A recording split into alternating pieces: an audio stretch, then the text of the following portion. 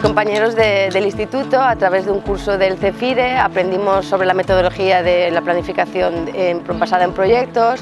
Y en este curso y en reuniones que íbamos haciendo todas las semanas nos coordinamos para repartirnos en los distintos grupos del instituto, en los ciclos de la ESO o de bachiller, y decidimos qué profesores iban a trabajar en cada grupo y qué iban a trabajar en esa semana, las actividades que iban a realizar.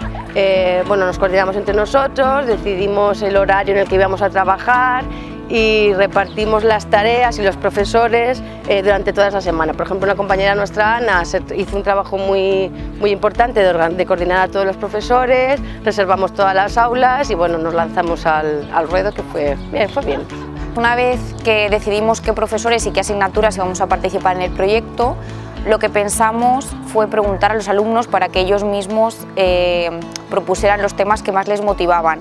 Y ellos mismos fueron los que decidieron una serie de temas, hicieron unas votaciones y al final, por ejemplo, en cuarto de la ESO salió el tema relacionado con la televisión y decidieron hacer un programa de televisión como producto final sobre el ocio en Ontinyent.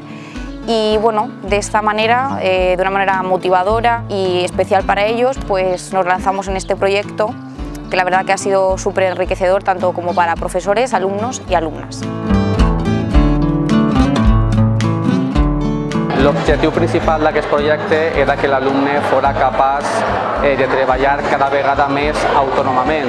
Per aquest motiu anarem a una aula d'informàtica ben equipada, amb connexió a internet, ordinadors, per a que l'alumne poguera treballar a gust. En general ha sigut una experiència molt enriquidora amb la qual l'alumne no només ha sigut ell el que ha après, també el professorat hem après molt col·laborant en aquest projecte.